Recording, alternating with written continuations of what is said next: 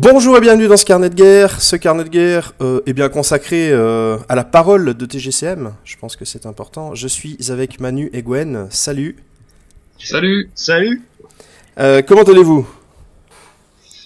Bah très bien, très bien. C'est Très déjà bien. En pleine précommande, en pleine production, en pleine peinture. bref, en Bah, plein très bien. travail quoi. C'est ça. Voilà.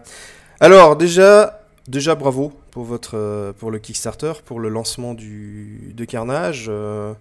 Est-ce que vous êtes content? Je pense que c'est une question un peu bête, mais c'est intéressant d'avoir vos avis. Comment est-ce que vous avez vécu ce Kickstarter et est-ce que vous êtes satisfait du résultat? Pour parler du Kickstarter, ouais, on est très très content. Enfin, je parle pour nous, mais je pense que c'est le cas pour toute l'équipe. On est vraiment très content du résultat du Kickstarter, de l'émulation que ça a généré pendant la campagne. Il y avait 2-3 haters, mais il y avait surtout beaucoup de gens qui nous suivaient, qui nous soutenaient, donc c'était vraiment chouette. On est allé plus haut que le financement, donc c'est génial en fait. Ça veut dire que Carnage existe maintenant. Et pour la suite, la production, les partenariats extérieurs qu'on avait avec par exemple Ramstag pour les gabarits, avec les cartes, etc. Donc, je pense que maintenant les backers ils ont le matos en main, ils peuvent se rendre compte que c'est des produits de qualité. Donc on est content sur tous ces aspects-là du Kickstarter. Après, la production s'est bien passée, on a réussi à livrer dans les temps. Le seul petit souci que j'aurais peut-être, c'est effectivement depuis ce mois de septembre le lancement des précommandes là qui est un peu étrange, un peu en demi-teinte, mais bon. Je pense que c'est parce que ça manque de salon pour l'instant et que dès qu'on va relancer, là, à la fin du mois à Saint-Quentin, à l'Octogone début octobre, et puis avec tous ceux qui vont suivre jusqu'à la fin de l'année, ça va super bien démarrer. Ouais. Ouais, et il est aussi fort possible il faut que le jeu soit connu et que les gens le partagent effectivement. Mais du coup, Kickstarter bien réalisé. Est-ce que le Kickstarter de Ching fait avant vous a permis d'améliorer, enfin, vous a donné une expérience suffisante pour maîtriser ce Kickstarter plus important ou est-ce que vous auriez pu le faire one shot comme ça Ah, ça nous a aidé à se préparer, ça c'est sûr, parce que typiquement, tu vois, on en avait jamais fait. Je savais pas du tout à quoi ressemblait la plateforme KS. Et si on n'avait pas eu Ching pour se faire un petit peu la main avant, on se serait pas rendu compte qu'en fait c'était un pauvre champ texte et donc il fallait tout préparer en amont, qu'il fallait gérer tous les visuels, qu'il y avait aucune galerie, que c'était à nous de sizer les images à la bonne taille, etc. Et donc avec le volume d'informations qu'il y avait à balancer sur Carnage, si on n'avait pas fait Ching, on aurait peut-être été très short, ouais, parce qu'on aurait espéré que Kickstarter nous offre une plateforme un peu plus user-friendly, en tout cas, plus intuitif, quoi. Bon, par contre, ce qui Ching nous avait absolument pas préparé, c'est la physique, la fatigue physique et mentale d'un KS d'une telle envergure. C'est vrai, ouais. Sur Ching, en fait, on a eu un peu plus de 100 backers, ce qui est déjà très bien. On n'espérait même pas autant. Mais grosso modo, comme il y avait qu'une seule figurine, une fois que les gens avaient posé leurs questions, ça se calmait assez vite et il y avait pas besoin d'être ultra vigilant pendant le KS. Alors que pendant Carnage, c'était du 7 heures, 1 heure tous les jours pendant un mois. Et pendant que la production, en tout cas que la préparation des moules, des fils qu'on avait déjà, etc. se faisait, qu'on faisait les premiers tirages pour valider ou pas la sortie des figurines, pour pouvoir en peindre et les montrer en visuel. Donc ouais, ça a été vraiment hyper intense pendant un mois et puis même pendant les 2 qui ont suivi en fait. Avec les colis qui partaient tous les jours. Hein. Jusqu'au 25 août, on n'a pas vu le jour en fait. Ouais, j'imagine que ça va être compliqué. Du coup, déjà, je trouve que c'était un Kickstarter qui était vraiment très bien parce que vous avez dit, voilà, on a tel projet et vous serez livré dans 6 mois. Est-ce que 4. c'est 4, pardon. Ouais, oui, c'est vrai. 4, ouais. Est-ce que vous referiez la même chose? On refera un Kickstarter, ça c'est sûr. Peut-être pour la fin d'année prochaine ou le début de la suivante. On en refera un. Peut-être pas la même envergure. Bon. Mais on le fera pas dans ce sens-là. Là, on avait maturé le jeu pendant 3 ans. On avait un produit qui était pas fini parce qu'on n'avait pas les moyens de le produire, mais les règles étaient sèches, on était déjà en train de mettre en page tout ça, on avait déjà fait des cartes, même si on attendait quelques visuels, l'ergonomie des cartes était déjà finalisée. On avait la moitié des figurines qui avaient été pré-modélisées et puis quasiment tous les concepts derrière, quoi. Donc on avait énormément de matériel, mais on n'avait pas les moyens d'aller plus loin. Et donc c'est pour ça qu'on a lancé un Kickstarter, parce qu'on avait besoin de vous, de tous les joueurs, de tous les peintres et de tous ceux qui Carnage emballait, pour justement lui donner vie, quoi, et avoir les fonds pour commander les cartes, la résine, le silicone, enfin les bouquins, tout ça. T'imagines que c'était un énorme morceau. Mmh. Le prochain Kickstarter, si jamais on en refait un, il sera plus dans le sens inverse, c'est-à-dire qu'on proposera des choses qui vont permettre l'avenir, soit de Briscard, soit de Carnage, et le délai de livraison correspondra au délai pour justement créer tout ça, pour modéliser les figurines, pour les sculpter, pour faire ces choses-là.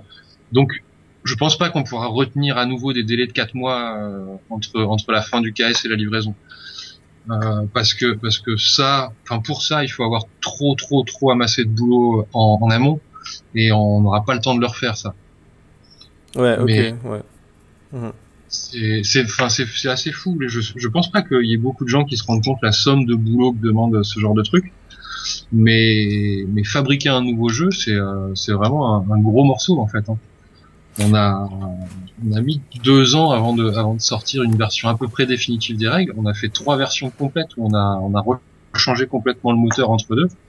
Et après seulement, au bout de 2 ans, on a pu commencer à faire des bêta-tests, à pouvoir confronter certains profils de base, et après aller les décliner dans d'autres versions, tester d'autres profils, parce que bien évidemment il y a 20 figs au KS, mais on en a déjà 60 des profils, parce que on s'arrête pas à la fin du KS, et équilibrer tout ça, faire tout ça, c'est un boulot de dingue. Et pendant ce temps-là, les concepts qui s'accumulent, la modélisation qui se prépare, des études de mise en page pour les bouquins, pour les cartes, des recherches de logos, enfin il y a vraiment beaucoup de taf, quoi.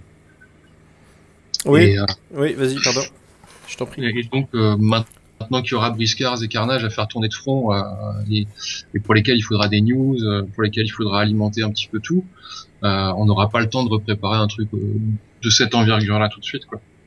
Mais bien sûr, comme il y a d'autres factions à venir, et dans Briscard et dans Carnage, forcément, un Kickstarter est pas du tout exclu, quoi. Et bah du coup, au moins, on sait qu'il y aura un futur. Donc on va parler du futur un peu plus tard, comme ça va teaser les gens.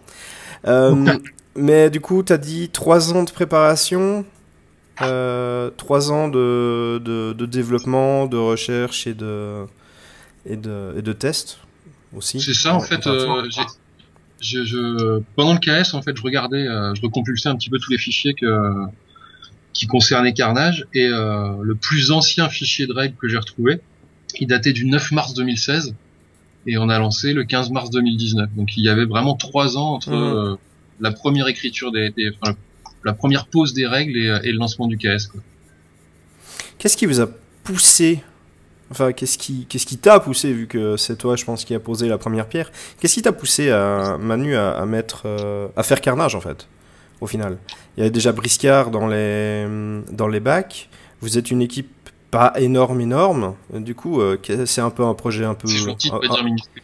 Non, mais parce que il y a plein de gens qui sont quand même crédités sur le livre, qui ont participé, donc vous n'êtes pas juste 3 ou 4 sur le truc.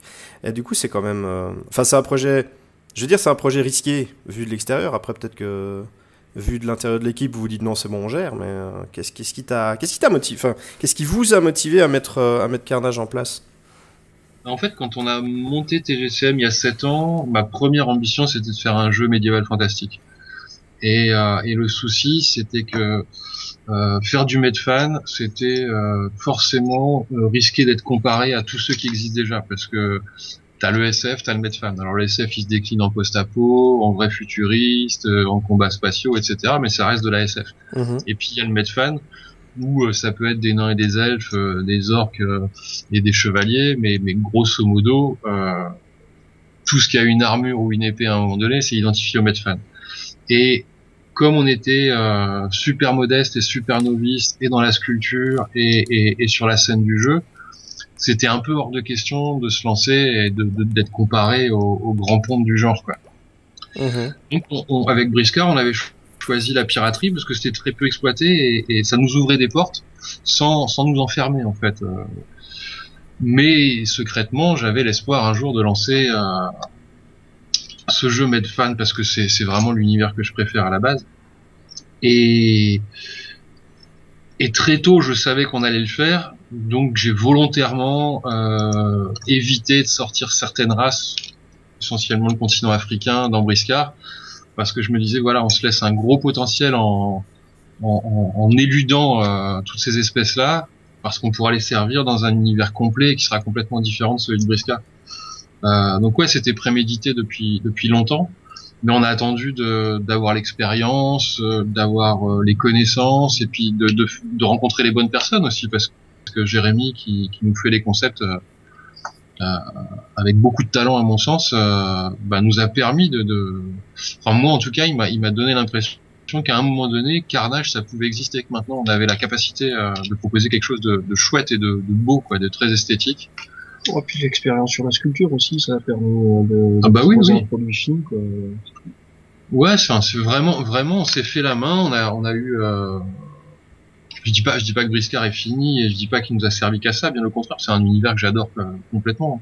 Mais ça a été un vrai bac à sable pendant 4-5 ans pour tester un petit peu tout, pour connaître les affinités des joueurs, pour savoir comment réellement équilibrer les profils entre eux. D'ailleurs, au fil de Briscard, je fais une petite parenthèse, mais au fil de Briscard, les gens, on en a croisé certains qui nous disaient, oh, vous avez sorti des colosses, ça y est, votre jeu est complètement déséquilibré. Pareil pour les montures. Oh, les Ictiens, c'est trop fort, c'est la nouvelle faction, donc c'est forcément les meilleurs. Enfin bon, tu sais très bien ce genre de remarques qu'on a pu vivre pendant les années Briscard, enfin pendant toutes les années qui viennent de s'écouler sur Briscard en tout cas. Parce que j'ai pas du tout envie d'en parler au passé, de Briscard. Ça sort, et d'ailleurs je verrai à l'Octogone que la suite est en cours.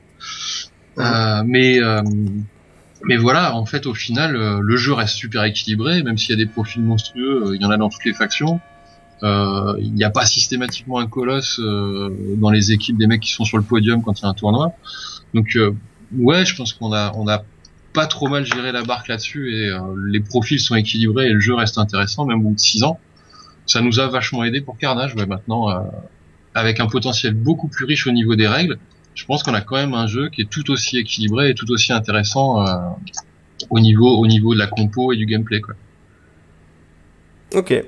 Et vous avez pas l'impression que vous allez être un peu surchargé? Enfin, vous avez prévu de faire des sorties, alors là jusqu'à janvier, février, où il y a ce qui était mis dans le Kickstarter au niveau de Carnage.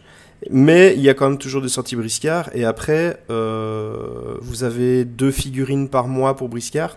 Est-ce que vous comptez faire 4 figurines, ou est-ce que vous comptez limiter un peu Briscard et puis faire une figurine Briscard, une figurine Carnage, ou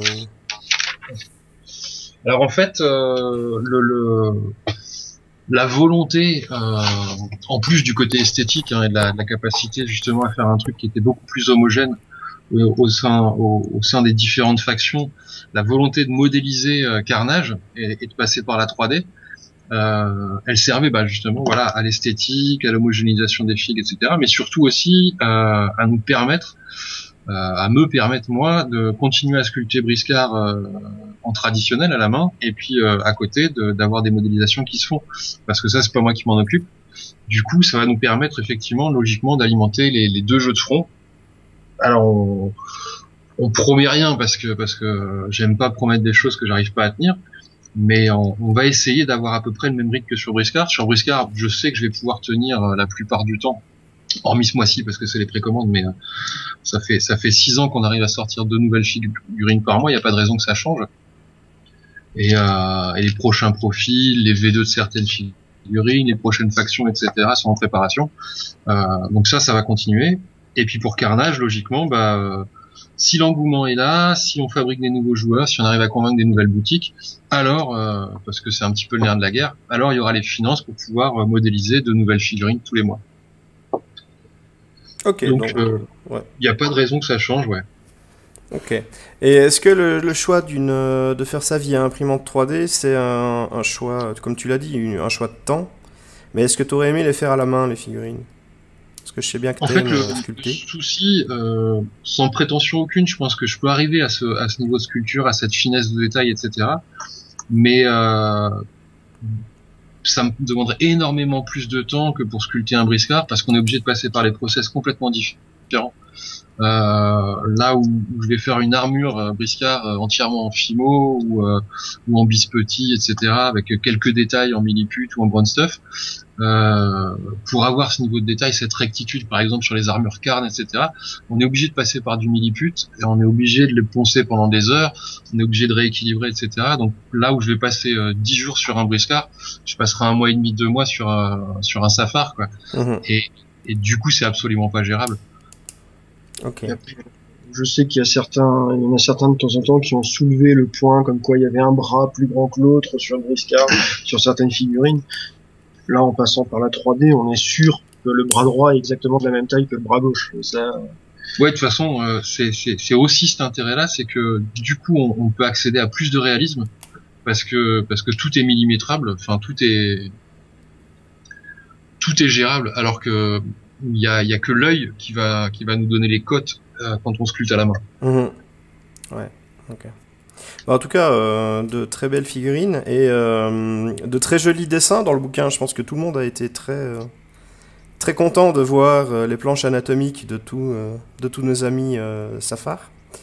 On est loin d'avoir tout mis, hein, mais on voulait vraiment vous montrer. Non, mais c'est vrai, on voulait vraiment vous montrer qu'en fait, il y a eu, en gros là, par rapport aux concepts qui sont dans le bouquin, honnêtement, on en a 4 à 5 fois plus. Mais on voulait vous montrer qu'il y a eu une vraie réflexion pour la naissance de chaque peuple et on n'a pas sorti un paladin dans ce type d'armure-là sans raison. On n'a pas fait un rhino avec cette tête-là sans réflexion avant. Il y a eu des études, il y a eu des trucs qui étaient plus chibi, d'autres qui étaient plus manga. C'était vraiment un process qui nous a amené à ce look-là parce que c'est celui qui me semblait et avec Jérémy, parce qu'on en discutait à deux, qui me semblait le plus adulte, sans oublier le côté jeu et le côté anthropomorphe, mais dans le bon sens du terme, quoi. Tu vois, c'était pas des Cosmocats, je sais pas si on n'est pas de copyright, hein, mais c'était pas des Cosmocats, alors qu'on a testé, hein, on a vraiment fait des armures de ce type-là, etc., quoi. Et c'était pas non plus trop réaliste. Et donc ouais, on est arrivé à ce truc-là après beaucoup d'essais. On voulait montrer dans le bouquin que voilà, il y avait eu quelques études, les anatomiques, etc., quoi. puis qui sait, peut-être un jour un artbook, si on a suffisamment de matos. Oh ouais, je pense qu'il y a suffisamment de matériel pour faire un artbook. Ah, un artbook. Mais bon, vous l'avez pas débloqué au Kickstarter, c'est tant pis pour vous. Hein. Ouais, alors bon, j'aurais bien investi plus, mais ma foi, il faut quand même que je paye mon loyer une fois de temps en temps aussi. Et puis. Ah non, je pense pas du tout à ta contribution, et je te remercie énormément, mais effectivement, je pense qu'il y avait quelques sceptiques qui ont hésité à franchir le pas. Ils auraient pu déjà, ceux-là, s'ils avaient osé, si le Brexit n'était pas en train de planer sur nous comme une ombre néfaste, on aurait sans doute atteint ne serait-ce que les défactions, par exemple, je pense. Est-ce que, en parlant justement des points qui... Bon, en même temps, ça fait partie du jeu du Kickstarter, hein, d'avoir des gens qui hésitent, qui tentent pas, ils savent pas. Est-ce que un certain oui, je nombre... me dis que c'est notre faute parce qu'on n'a pas su les convaincre. Hein. Oui, je pense que vous en avez déjà vous avez déjà convaincu pas mal de gens. Du coup, ce sera pour la suite. Est-ce que vous avez des regrets à propos de ce Kickstarter? Tu me parles des dés de faction, par exemple. Est-ce que tu te dis merde, j'aurais quand même aimé les avoir ou Ah oui, ça oui. C'est le plus gros regret peut-être de l'équipe sur ce dés de KS, faction. On se connaît, on est tous des geeks, on adore avoir nos petites matos avec nos petits logos dessus, etc. Enfin moi je suis un gamin, je suis resté, j'arrête pas de dire que j'ai 3 fois 15 ans, quoi. Et du coup, ouais, ces petits trucs-là, les petits goodies comme les dés de faction, c'est un truc, j'aurais vraiment aimé les avoir en main, quoi. Et puis, j'aurais été très content. Mais il se trouve que si ça avait été du D6, on les aurait proposés beaucoup plus tôt et peut-être même dès le départ dans le KS.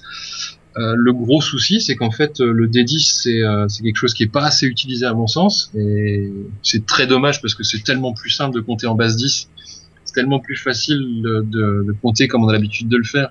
et puis de diminuer un peu les pourcentages d'échecs et de réussite, passer à 10 au lieu de 15%, c'est quand même assez génial. Donc c'est pas assez utilisé. Mais de fait, pour donner un ordre d'idée, quand tu fais faire tes dés gravés, c'est un rapport de 1 pour 6 entre le D6 et le D10. Ah oui, d'accord. Ouais, tu touches à un peu moins de 20 centimes un D6 et tu touches à un peu plus d'1,10 € un D10. Oui, bah, ceci explique cela, hein, en même temps. Voilà, ceci si tu les prends en très grande quantité. Voilà, et il fallait en plus pour avoir ces tarifs-là, les prendre en pas mal d'exemplaires. Et parce que sinon ça démarre, enfin les premiers devis que j'avais, moi ils étaient, pour rien de cacher, c'était à 2,09 € le dé, quoi. Et c'est juste pas possible. C'est juste pas possible. Oui, effectivement. Du coup, voilà une clarification qui peut faire plaisir à certaines personnes qui ne comprennent pas certaines choses qui sont passées dans le Kickstarter ou qui n'auraient pas fait les choses comme vous. Mais j'imagine que comme vous j'aurais tellement aimé les mettre dès le départ. Ouais. C'est vrai que des petits dés de faction, c'est toujours. Ah oui, mais ils viendront un jour. On va tout faire pour vendre suffisamment pour que j'ai mes dés dans ma bourse. C'est totalement égoïste. Non, mais il faut parfois savoir. Les priorités, c'est important de les poser clairement. Voilà, je veux m'aider. Mais en plus, il les fera piper, il mettra que des phases 10 dessus. Voilà, je mettrai que des petits logos Goon. Bon, en même temps, je t'ai pas non plus vu beaucoup autour des tables de jeu, donc ça va. Tu seras sans doute pas le pire adversaire rencontrable dans un tournoi. Donc, en fait, quand tu fais 400-500 parties de test, le temps de poser les profils, et puis qu'après, dans l'année, tu fais entre 1000 et 1500 parties de démo, bizarrement, t'as moins envie d'aller au tournoi, t'as moins envie de sauter dès qu'il y a une partie qui s'annonce. Mais j'avoue que faire quelques parties, les rares soirées qu'on peut avoir où on fait des parties entre amis, ça m'éclate énormément. Oui, ça j'imagine bien que ça doit être assez spécial d'avoir 2000 parties dans une année. Puis après il y a le souci aussi, tu sais, c'est un peu con, mais on devient vite une bête noire. Alors c'est sans prétention parce que je dis pas que je suis le meilleur joueur, mais c'est mes jeux. Donc forcément, c'est un peu comme Gwen, tu vois. Dès qu'on arrive quelque part, les mecs ont tous envie de nous affronter. Oui, c'est. Et du coup, il y a un challenge énorme et nous on n'est pas forcément dans cet état-là quand on doit jouer. Donc on n'a pas envie de décevoir, soit parce qu'on joue trop mou, soit parce qu'on joue trop dur, tu vois. Et c'est une position assez difficile à tenir en fait. J'avais jamais appréhendé ça avant de commencer à faire des jeux moi-même. Ah oui, fais des vidéos en parlant de jeu et tout le monde te dit « Ouah, je veux t'affronter !» Et puis en fait, voilà, moi je suis juste un joueur lambda, mais les gens ils ont tous envie de me mettre sur la tronche, alors voilà, tout se passe bien. Mais c'est normal quoi, ça, t'as un peu de notoriété, alors tu regardes l'adversaire à abattre. Ouais, c'est toujours très agréable de savoir que tout le monde te regarde de côté en disant « Toi, je vais t'avoir, je vais montrer que je suis meilleur que toi. » Non, mais il y a plein de gens qui sont meilleurs que moi, hein. Détendez-vous, tout va bien se passer. Ouais, du coup, on va être obligé de jouer entre nous, tu vois. Bah voilà, écoute, pourquoi pas, hein. Je veux dire, parfois il faut ce qu'il faut. Peut-être que sur Carnage, on nous verra un peu plus autour des tables. Ouais, en tout cas, tu vois, il y a aussi cet effet-là, et ça c'est vachement positif pour moi en tout cas. Hein, c'est très égoïste encore une fois, mais c'est vachement positif. C'est que Briscards, une fois que j'ai eu pendant 10 jours du bout de fil de fer jusqu'à la patte finale, la figurine dans les mains, et qu'ensuite je la récupère une journée complète pour la peindre, et je dis pas que j'en ai marre de la voir, mais tu vois, il y a plus cet enthousiasme que tu peux avoir quand tu découvres une nouvelle figurine. Et sur Carnage, il y a un petit peu ça qui est resté, parce que c'est pas moi qui les modélise, c'est pas moi qui les sculpte. Et en fait, je suis comme un gamin à Noël quand ça sort de l'imprimante, qu'on la prépare et puis que j'ai le premier tirage du moule, tu vois. Donc j'ai vachement plus envie de les poser sur la table parce que je les ai eu beaucoup moins en main, quoi. Ouais, je comprends tout à fait. Peut-être qu'on jouera plus à Carnage effectivement. Ouais. Briscard. Ouais, et pas du tout parce que le système de Briscard me plaît pas. Hein. J'adore vraiment les deux systèmes de jeu. Enfin, c'est pour ça d'ailleurs que je les ai fait comme ça. Du coup, en parlant un petit peu système de jeu, alors on va poser 2-3 questions qui qui sont revenus régulièrement souvent, enfin régulièrement souvent, c'est beau comme je dis ça en plus, qui sont revenus quand même chez certaines personnes qui ont décidé d'optimiser le jeu dès le début. Donc les gens qui se sont mis à calculer que deux guerriers Kérops avec un marteau, une Francisque, qui ont les mêmes caracs, et du coup t'enlèves la Francisque et t'enlèves le marteau et ça ne fait plus le même coup du Kérops. C'est ce que certains appellent des incohérences. Mais moi, après, j'ai posé les questions et vous m'avez dit non, c'est volontaire, c'est voulu. Du coup, dites-le de votre voix que vous avez. Enfin, c'est pas juste un bug parce que vous en aviez marre à un moment ou à un autre, ou je sais pas quoi. Mais c'est voulu, vous aviez une volonté de faire des trucs qui, pour certains, paraissent incohérents. En fait. Alors, tu veux... Ouais, moi j'allais juste prendre par exemple l'exemple qui me reste en tête, c'est pas par rapport au Kérops, c'est par rapport au lancier, enfin au guerrier Karn niveau 3 avec sa pertuisane.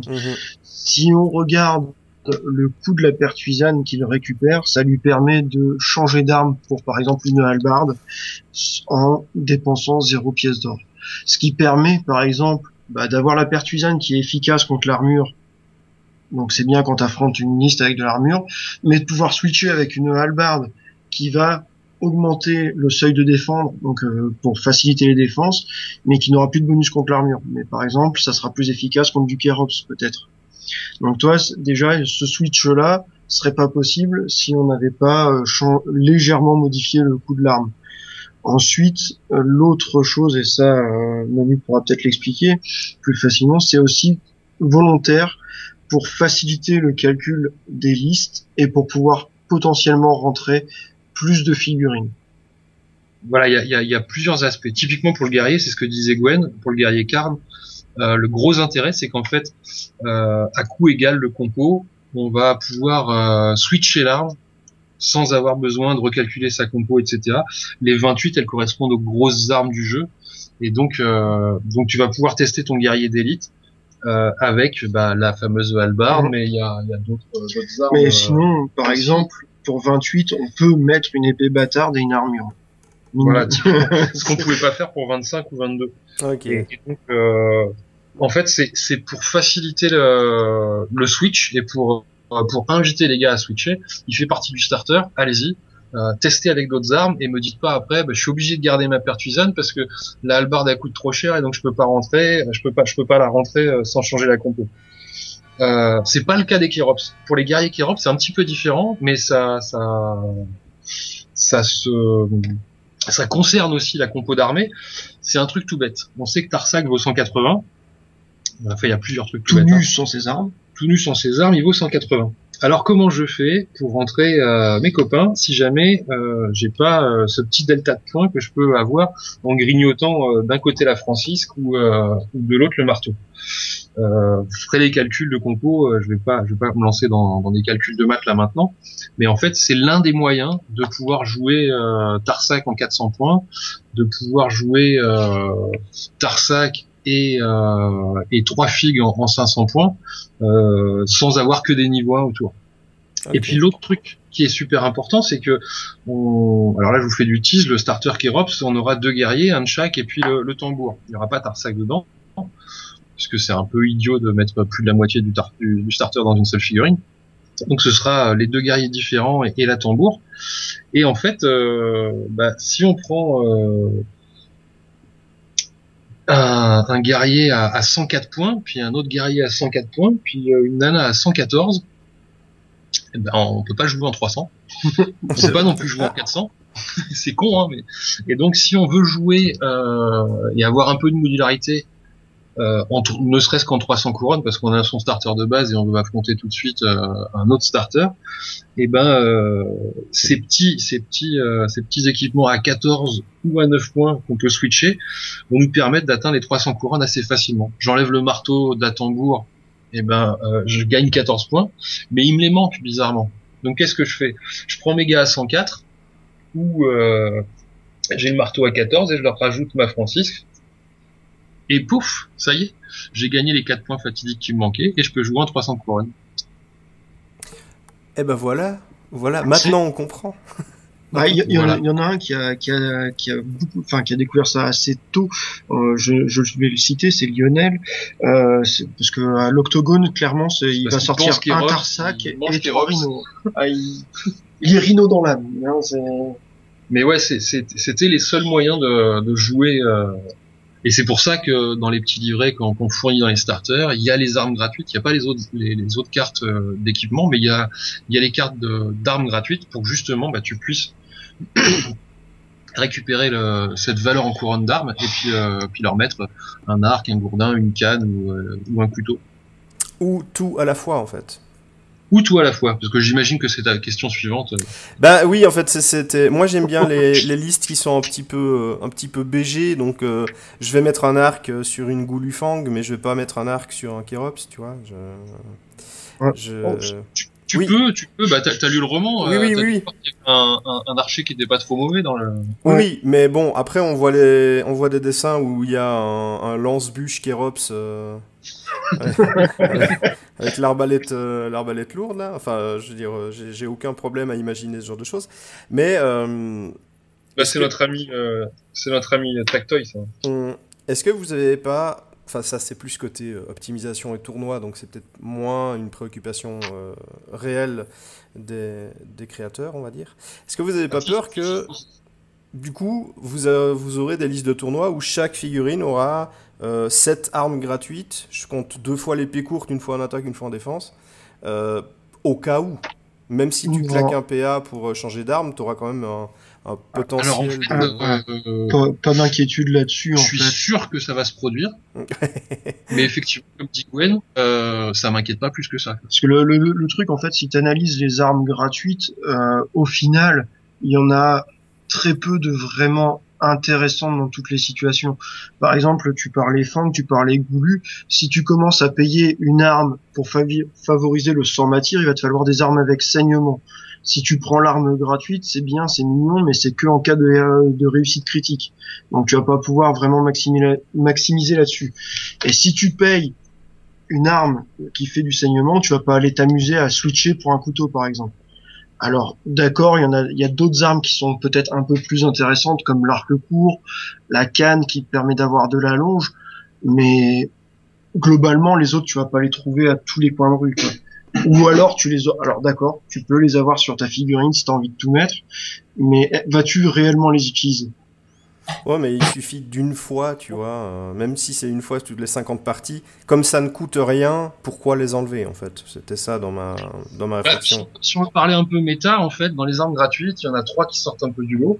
En gros, il y a l'épée, parce qu'effectivement, et ça c'est spécial dédicace à Tarsac, si tu prends une épée attaque, une épée défense, ça te coûte 0 couronne, donc tu peux le jouer en 180, et effectivement, tu as un +1 quoi qu'il arrive, c'est assez génial. La canne, qui a une allonge d'une toise, et ça, si tu sais bien te placer, si tu gères bien tes déplacements, bah c'est assez génial parce que le mec en défense, il va pas pouvoir riposter, tu vas pas pouvoir subir les dégâts en défense. Ou alors, effet inverse, toi tu vas pouvoir lui mettre des dégâts en défense si tu t'es bien positionné. Mais ces armes-là, faut pas oublier, il n'y a pas d'autres bonus que ça. Hein. Et enfin, il y a l'arc court qui est vraiment efficace à partir du moment où t'as rien d'autre à foutre parce que t'es à distance et que bah tu vas perdre une activation complète si t'es pas menacé. Pourquoi pas essayer de tirer un petit peu? Effectivement, à ce niveau-là, elle est vachement utile cette arme. Les autres, pour moi, c'est accessoire, c'est parce que c'est idiot de pas dire qu'il existe des couteaux, parce que tout le monde en a un dans la poche au Moyen-Âge. C'est idiot de dire qu'il n'existe pas de gourdin, parce que n'importe quel bout de bois que tu ramasses par terre peut servir à casser la tronche d'un gars. Mais elles sont accessoires, ces deux armes-là. La hache, c'est bien, c'est sympa, mais ce sera sympa avec les profils qui ont des bonus quand ils ont une hache, parce que c'est leur arme de prédilection. Pour l'instant, avec les sorties actuelles, c'est pas très très intéressant. Si on reprend ces 3 armes de base, donc parce que j'imagine que une fois que les gars ont refait quelques parties, bah c'est ces 3-là qui vont se retrouver dans l'escarcelle de chaque figurine. Elles sont intéressantes, elles ont leur utilité. Alors déjà, elles sont super spécifiques, hein, parce que une fois que t'es au CAC, ton arc te sert plus à grand chose. Une fois que t'es dans la zone de contrôle d'une demi-toise adverse, bah ta canne elle te sert plus à grand chose. Et j'oublie la troisième, je viens juste d'en parler. L'épée. L'épée, au final, elle est très sympa, mais à moins que ce soit un problème, à moins que ce soit un problème de coût pour ta liste d'armée, et donc que t'aies pas assez de couronne pour mettre autre chose. Quand tu auras fait 3-4 parties avec une bâtarde dans les mains, tu te diras +1 c'est sympa, mais +3 c'est tellement plus classe. Parce que ça fait une carac adverse, hein, quasiment. Donc la différence elle est énorme. Que finalement l'épée c'est bien, mais je sors quand même ma bâtarde parce que c'est l'arme de base du Moyen-Âge. Je pense vraiment que les armes courtes, gratuites, ça sera vraiment pour les figurines qui n'ont pas les moyens de se payer une arme à côté. C'est ça permet de jouer le surnombre par exemple. Ou le situationnel. Par exemple, effectivement, si t'as payé qu'une petite dague à ta goulue et que t'es hors de portée et que tu veux faire un petit tir, hop, tu sors ton arc court. Mais comme disait Manu derrière, si tu ne penses pas à re-switcher avec ton arme de corps à corps, il y a ça aussi, hein. Tu vas te prendre les défenses avec ton arc court et là tu vas peut-être faire moins le malin que si tu avais sorti ta bâtarde. Faut pas oublier que si c'est pour du situationnel, va falloir dépenser 1 PA pour changer d'arme. Et surtout, va falloir conserver le PA à la fin pour revenir en config initial, parce que avec ton arc court, va défendre. C'est assez comique. Alors effectivement, à ça, moi je pense que on va très souvent voir des doubles épées courtes. En gros, c'est pour ça qu'elles ont été créées. Après, si tu veux opti, l'épée courte à 10 thunes, qui va faire +1/+1 pour pouvoir prendre un bouclier à côté, ce sera utile aussi. Mais ça va tout de suite consommer beaucoup de ressources. Vraiment, elles existent pour faire du +1/+1 pour n'importe quel combattant. C'est-à-dire, je suis pas en slip, mais de toute façon, comme je suis un guerrier médiéval, forcément, je sais me servir d'une épée normalement. Je pense que ça va être utile, mais on n'est pas inquiet, et pour l'avoir testé, parce que on avait la possibilité de faire les listes qu'on voulait en bêta, on a fait une grosse session en fait de parties où c'était codifié. On prend les fils des starters, ensuite on essaye les méta-bourrins niveau 3 contre des compos populeuses, ensuite on les essaye contre d'autres bourrins mais qui sont pas dénommés. Enfin on a fait des sessions comme ça qui étaient assez calibrées, et puis après c'était vogue la galère, ça nous paraît à peu près cool.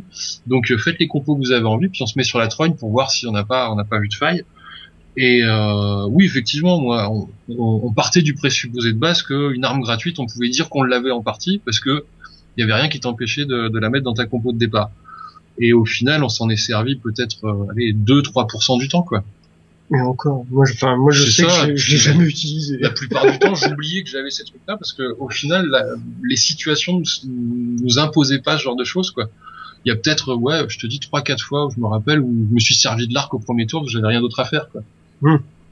Donc effectivement, mets-toi un arc dans le dos si tu pars à la baston, c'est pas idiot. Pour le reste. Oui, c'était juste, c'était pour avoir votre avis sur le. J'imagine bien que s'ils sont dans le livre, c'est que ça a été testé. Hein. Je pense que c'est vraiment pas inquiétant. Il faut pas se faire un monde avec ça. Alors c'est marrant, mais le type il va nous ramener des listes de 3 pages. Parce que sur 5 figurines, il y aura 25 armes gratuites.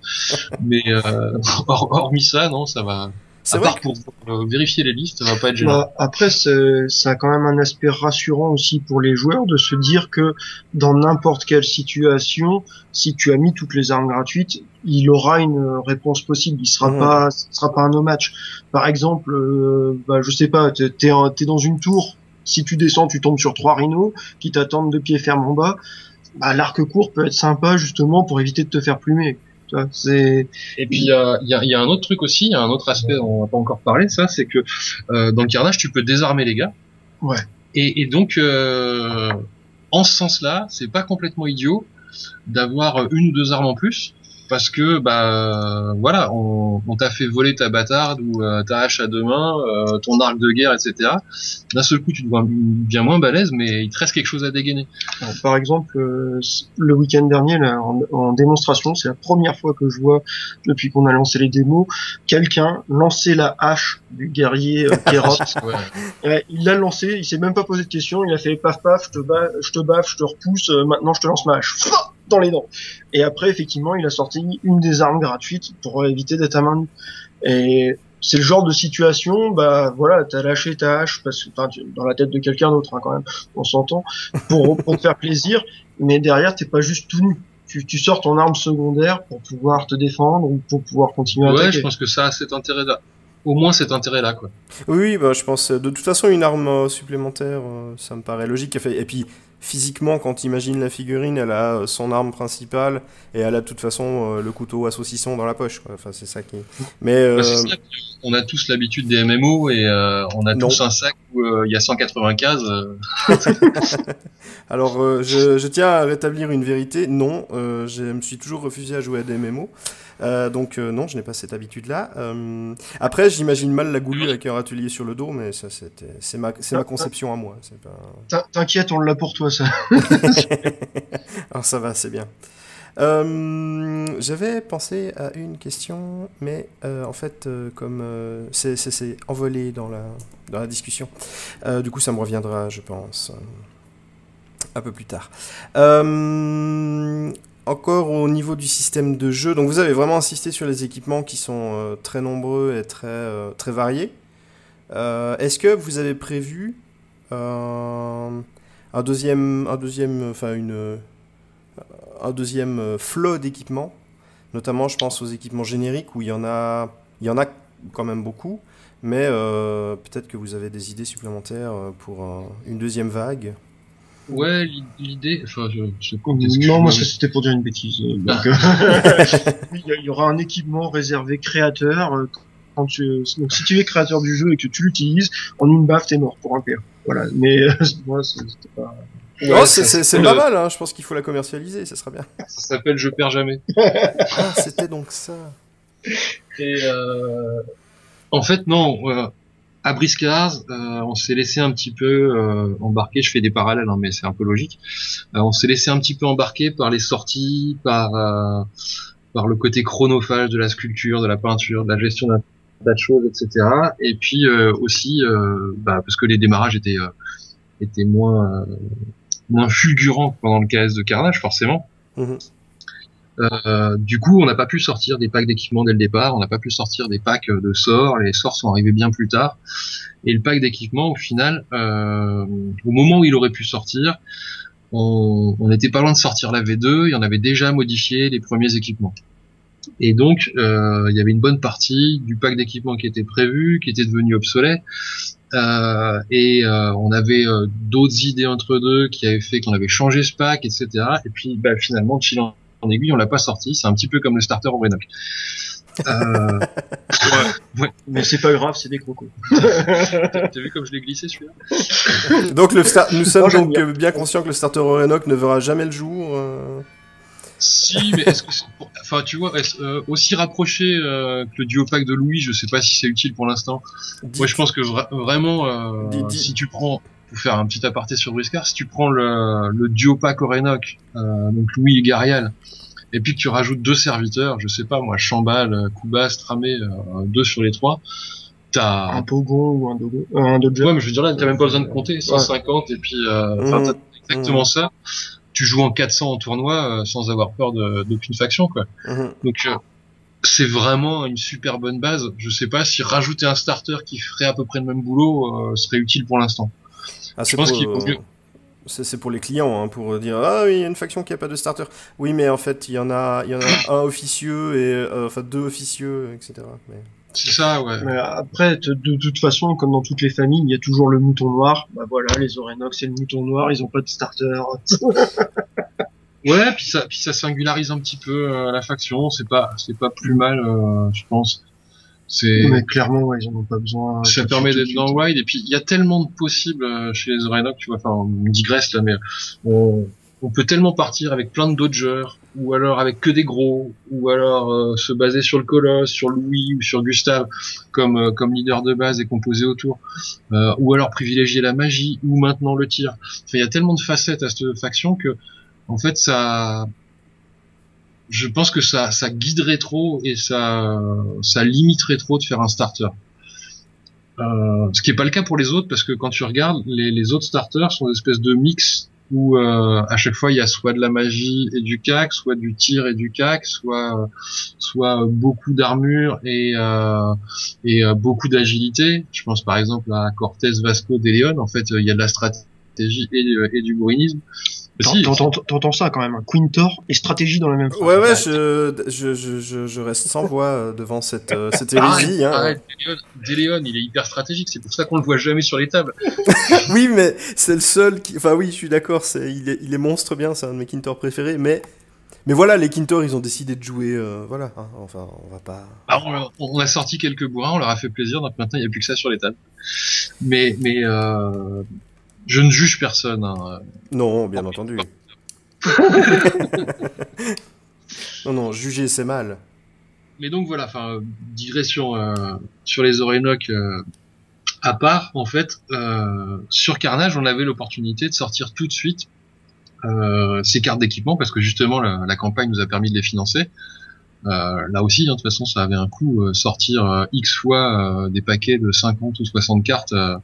Ça a un véritable coût, donc on pouvait pas les proposer sans financement.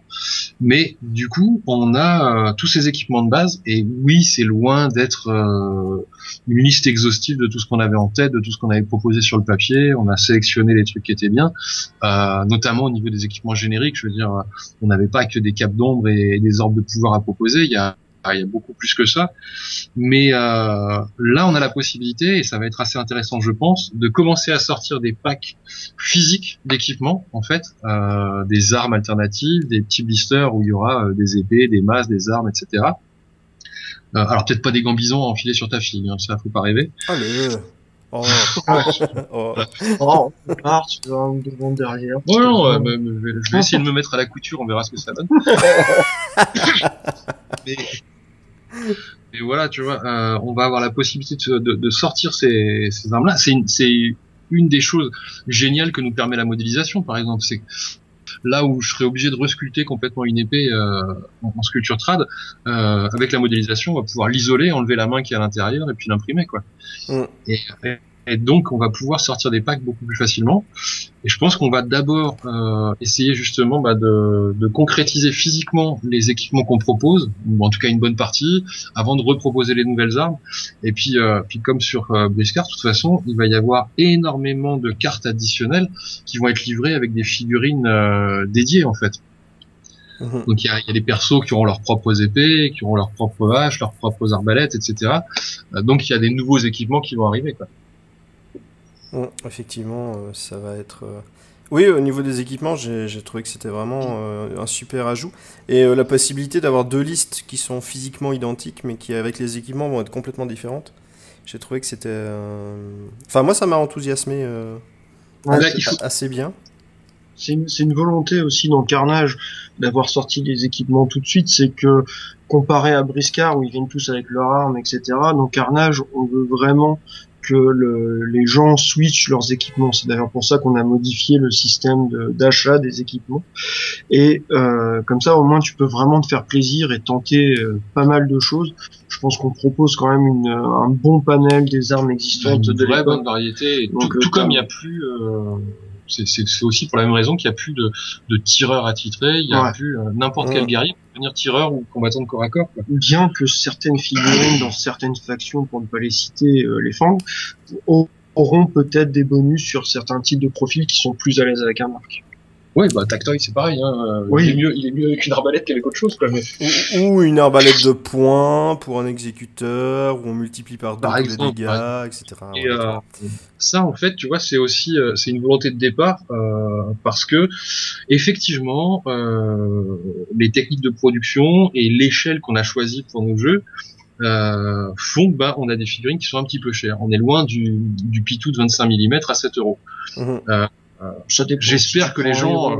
si tu prends un héros, on est plus proche des 30 € dans certaines marques. Hein, pour 28 oui, il y en a qui en 28 mm abusent un peu, mais voilà, j'ai conscience que vendre une figue entre 20 et 35 € la figurine, ça peut paraître un peu cher. Et du coup, pour minimiser ça, cette impression-là face aux joueurs, je voulais vraiment qu'on ait la possibilité d'avoir 3 ou 4 figurines et malgré tout d'être capable de faire 10 ou 20 compos très différentes avec ces 4 figurines-là, quoi.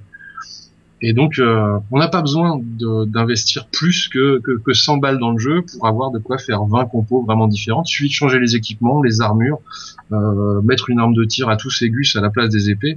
Ça change vraiment la donne. Tu joues plus du tout pareil et t'as plus les mêmes sensations de jeu, quoi. Et c'était dans ce but-là aussi. Bah, je pense que c'est. Je pense vraiment que c'est réalisé. Hein.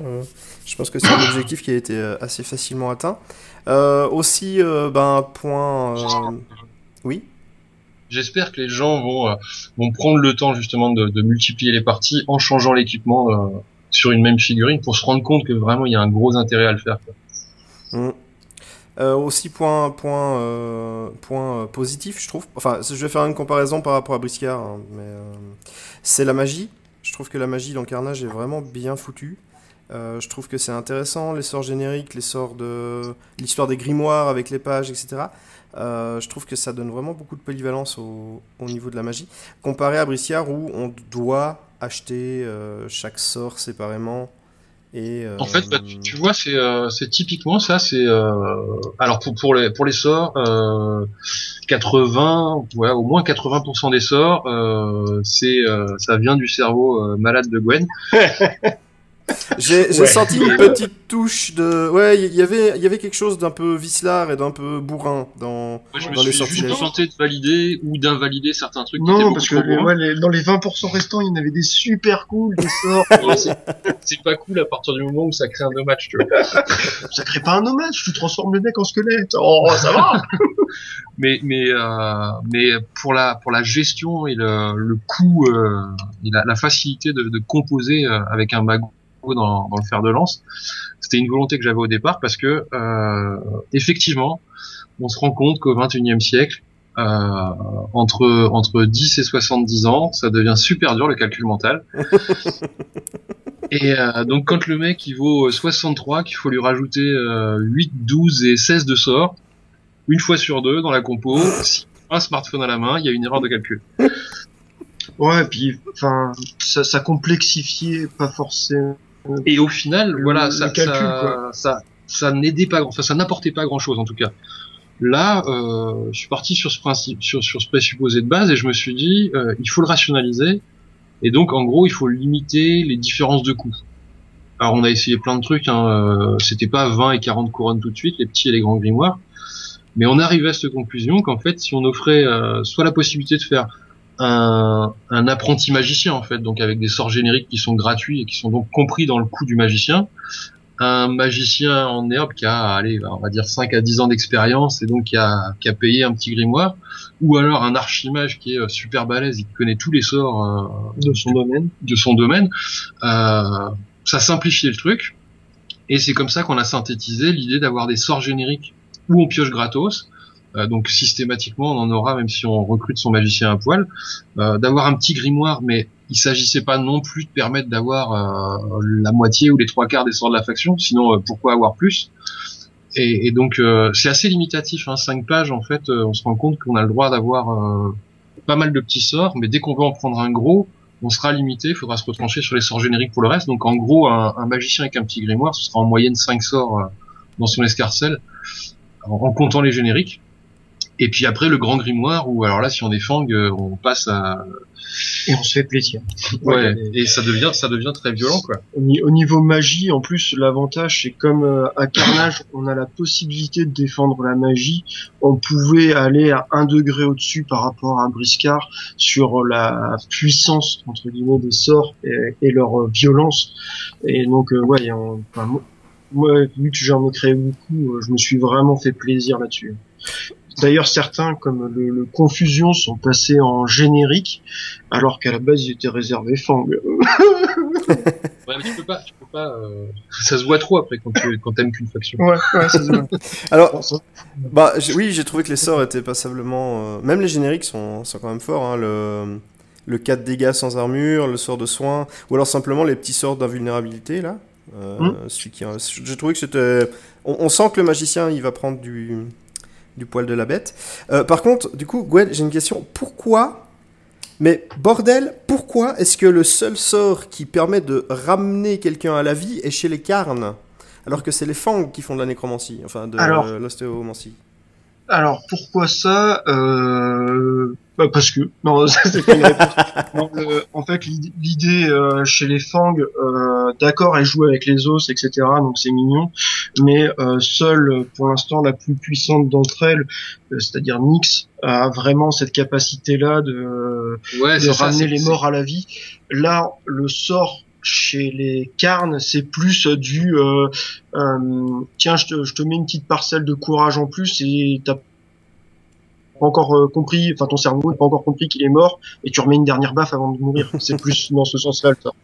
C'est ça, c'est vraiment. Tu vas être porté par le sang de tes ancêtres, mais tu vas pas tenir jusqu'à la fin de la partie. Alors qu'effectivement, là on a juste les prémices de la magie. On n'a aucun perso nommé, on n'a aucun magicien nommé. Ceux qui ont lu le roman se rendent compte qu'il y en a énormément à venir. Alaric, Moutoua, Ingala, Nyx, Brucha, Apaté. Et aucun chez les Kérops et les Carnes. Si, les Carnes, il y a... Non, mais il a failli les oublier, c'est pour ça. Ouais, mais personne n'aime les Kérops et les Carnes. Hein. On aime tous les Fang et les Goons. Franchement, moi je le connais, le profil de Balthus. Ah non, il rigole zéro. Ceux qui aiment pas, ceux qui vont jouer contre les Carnes sont pas pressés qu'ils sortent. Hein. Sûr. Alors, il est prévu pour quand déjà la sortie, qu'on sache quand ce sera la fin de Carnage? Non, ce sera pas la fin de Carnage, parce que franchement, tu vois, les persos comme ça, faut pas s'attendre à ce qu'ils sortent dans les 3 mois, parce que Nyx, Balthus, Alaric, une fois qu'il est prophète, etc., c'est des monstres en partie. Mais ça casserait le jeu de les sortir tout de suite. Pourquoi sortir des persos à 250, 300 couronnes quand on joue en 400, quoi, tu vois, c'est pas utile pour l'instant. Tout comme si on avait sorti Octoros à la sortie des Ictiens, ça n'aurait pas eu de sens. Mais de toute façon, il a pas de sens, Octoros, hein, même maintenant. Oui, mais au final, on le voit pas tant que ça sur les Il est beaucoup moins effrayant maintenant qu'il y a des colosses, des montures un peu partout, qu'il y a une vingtaine de filles différentes dans chaque faction. Si on l'avait sorti alors que tout le monde avait que des socs de 40 mm, mais mon Dieu, qu'est-ce que c'est que cette histoire? Oui, bon. C'est sûr que... Et donc, ça suivra un peu le même profil, et effectivement, chez les gros balèzes, notamment chez les Fang, mais on verra ça aussi chez d'autres, hein, il y aura des sorts comme le rappel à la vie, mais il y aura des sorts tout aussi puissants sans rappeler une figurine sur la table. Et il y aura surtout des sorts réservés aux personnes nommées pour la plupart, hein, qui auront leur petit sort secret qu'ils ont développé pendant des années. Et c'est vachement important, je pense. Ça rejoint un petit peu. On a tous des amoureux, puis maintenant il y a prescription, donc j'ai pas peur de taper sur les doigts, mais on a tous été un petit peu amoureux de confrontation chez Rakam, et il y avait cette histoire. Je connaissais bien les orques, et tu jouais le fils du tonnerre pour son sort, pour le crâne de Liboak, etc. Enfin, Tamaor pour les mêmes raisons, les ailes volantes. La Gorgone pour avoir tous les sorts de ténèbres, oui, on a tous eu ce petit plaisir-là. Ouais. T'es un bourrin, je le savais. Non, mais moi je jouais pas à Kéron, moi. Moi je tuais la Gorgone avec un one-shot dans la tête. Quand elle avait tous les sortilèges. Voilà. One-shot. Voilà. Écoute, le double 6 sur les trucs, voilà. Voilà, c'est ce genre de choses. Mais je pense que ça sortira au fil du temps, et il y a encore énormément à découvrir dans la magie, quoi. Par contre, à côté de ça, la plupart du temps, un magicien, tu l'attrapes, tu lui fais comprendre que t'as plus envie de le voir. Ouais, il y aura quelques chefs de guerre, mais ils seront très chers, quoi. Le mec qui maîtrise la magie et le combat, ça se paye, quoi. C'est une faute de figurine. Hein. Il y a qu'à voir le profil du chaman Boom. C'est pas un foudre de guerre. Hein. Ouais, mais il est pas si mauvais que ça, il a quand même des caracs à 4. Il est pas mauvais, je dis pas ça, mais il est déjà tout de suite à 90 il est points, très fort en magie, mais à côté de ça, si tu l'attrapes, normalement tu le plies en deux si t'es un guerrier à peu près potable. Ouais, mais tu vois, c'est ce que je veux dire, c'est que comme il a quelques caracs à 4, alors il vaut 90 points, malgré un faible nombre de points de vie, malgré et tu peux pas ne pas faire payer des grosses caracs et la capacité de lancer les sorts correctement. Oui, et puis derrière, il faut pas oublier que si on veut que ça soit un magicien qui soit compétent, il faut lui payer un grimoire à 20 pièces d'or ou un grimoire illimité à 40, quoi. Donc ça a un coût important quand même, la magie. Ça a un coût, et c'est un réel choix que les gens devront faire, parce que par exemple chez les Goons, pour 40 pièces d'or, tu peux avoir un Dogon. Donc est-ce que je mets une figurine de plus, ou est-ce que je mets un grimoire qui permet de tout avoir? Là, va vraiment falloir choisir. Moi, je pense que t'es pas systématiquement obligé de jouer le petit grimoire, tu vois. Ah non, C'est non, quelque je chose, pense pas, mais... c'est quelque chose qui est utile, mais avec les sorts génériques, on peut vraiment se faire plaisir.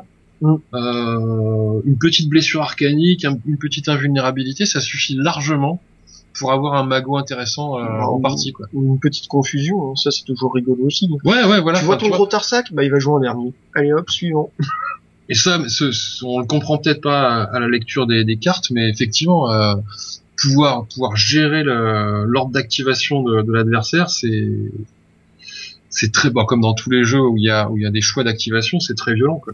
Mhm. Oui, le petit sort de confusion, il fait partie de la liste des sorts que j'aime bien. Mais Ouais. en même temps, il y en a pas beaucoup que j'aime pas, donc c'est un peu difficile pour le coup.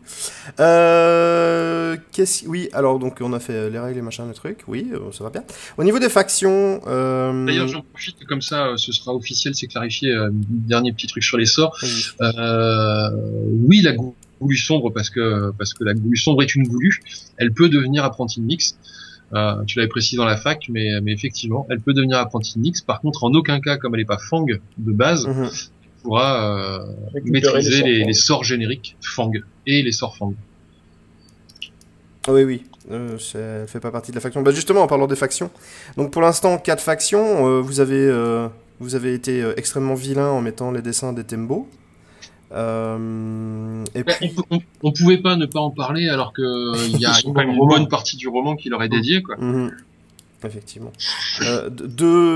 Il reste un certain nombre de factions qui ne sont pas encore apparues. Et puis, bah, il y a cette fameuse guilde noire dont tout le monde fantasme dessus. Alors, je suis assez fier, je dois l'avouer, d'être le seul joueur à avoir les couilles de jouer guilde noire au tournoi Octogone. Voilà, ça c'est dit. Mais est-ce que la Guilde Noire, c'est une vraie faction qui vous intéressait au niveau du BG, ou est-ce que c'est une faction qui est plus type, bon, on va faire un simili mercenariat, parce que comme ça permettra à tout le monde de jouer un peu tout. Alors dans le roman, enfin, il y a une personnalité très forte de Matisse, c'est Matisse, hein, je crois. C'est ça, Matisse qui est le leader de la bande des 5, là, Souk et Kaito, les deux Kérops, Barbatos le Fang et Gaker le Goon. Ils sont tous Guilde Noire, et vous inquiétez pas, un jour vous pourrez les jouer. Donc ça c'est. Mais oui là, est-ce que c'est juste une faction qui va du coup avoir tous les profils en mode générique où on pourra piocher dedans de manière à compléter certains trucs, ou est-ce que vous allez vraiment en faire une faction à part entière typée en fait? Bah, c'est vraiment une faction à part entière. Là, c'était pour le KS, on a voulu faire un petit geste pour vous dire, bah, ils existent aussi en version Guilde Noire. Mais pour l'instant, oui, les 5 qu'on voit dans le roman, ils sont prévus. Et puis il y a Sylphar, enfin il y en a plein d'autres. Il y en a d'autres qui sont prévus. Ce sera peut-être plus une faction nommée quand même à terme qu'une faction. Ouais, je pense en fait que effectivement il y a beaucoup de nommés. Tous ceux qu'on découvre dans le fleuve sortiront un jour. Alors je vous donne pas la périodicité ni les dates parce que j'avoue que je les ai pas encore forcément toutes. Mais en tout cas tous les nommés vont sortir un jour dans toutes les factions d'ailleurs. Et même ceux qui disparaissent. Ouais, mais ça faut s'y attendre parce que si je continue à écrire à la fin c'est pas du Georges Martin mais Non alors pitié, non pas ce genre de truc. Enfin tu peux tuer qui tu veux, je m'en fous, mais écris mieux que lui. Voilà, c'est fait. C'était le troll, c'était le taunt de base, voilà. J'essaye de m'éclater en écrivant et j'ai pris note des petites remarques qu'on m'a faites un petit peu à droite à gauche. J'essaierai de faire un tome 2 encore plus sympa. Mais pour revenir à la Guilde Noire, il est possible que à certains moments, quand un perso sort, je pense pas du tout à le Sylphar vers la fin de l'année prochaine par exemple, mais que quand un perso sort, on ait une deuxième carte, par exemple d'un générique qui est censé être le gars qui l'accompagne le plus régulièrement. Ok. Et donc ça permettra effectivement d'aller chercher un guerrier ou que sais-je encore dans une autre faction, parce qu'effectivement c'est son bras droit ou c'est son compagnon et donc on pourra les piocher de temps en temps. Mais c'est pas du tout une faction de mercenaires au sens où on l'entend d'habitude. D'accord, ok. Donc ce sera vraiment... Les vrais mercenaires, ils arriveront dans le tome 2. Ah, donc il y a quand même quelque chose de ce type-là qui est qui est prévu. Bah, ceux qui ont eu le roman exclu KS ont dû voir à la fin le titre du tome 2. J'ai lu, mais je me souviens plus. J'étais trop obnubilé par le reste, par le livre de règles. Du coup. Le titre du tome 2, ça s'appelle Lost des Affranchis. Ah, voilà. Il y a comme une piste dans le titre. Il y a un indice. Un indice chez vous, sous le téléviseur. Bah oui, bah du coup, c'est assez alléchant. Moi, j'attends quand même la suite avec beaucoup d'impatience. Pas de date pour les Tembo. Non, dans le doute. Bon, on parlait tout à l'heure de Kickstarter. Ah, voilà. Si tu recoupes les infos. Moi, je fais pas de spéculation. Je fais juste de l'analyse, au final. Et puis... Ça se passe bien, encore une question qui me... Ça va surtout dépendre, en fait, ça va surtout dépendre de l'engouement et du développement du jeu, s'il est bien accueilli, s'il y a beaucoup de joueurs, si les boutiques nous suivent, si la communauté nous suit en faisant des tournois, etc. Alors on aura les finances pour penser ça, quoi, et puis pour lancer les factions suivantes. En parlant tournoi d'ailleurs, on remercie et on admire le nombre de joueurs qui sont inscrits pour l'Octogone. 24 joueurs pour un jeu qui sort officiellement le même jour. Je trouve ça vraiment sympa. Ah bah je trouvais que c'était important d'être là. Je pourrais dire j'ai été là au premier tournoi. Et puis après ça s'est fait. T'as fait quoi? Non bah après j'en ai plus fait parce que je me suis fait ramasser. Ah, du coup, il y en a beaucoup qui nous ont demandé, qui étaient surpris que le tournoi soit pas payant. En fait, c'est une volonté aussi.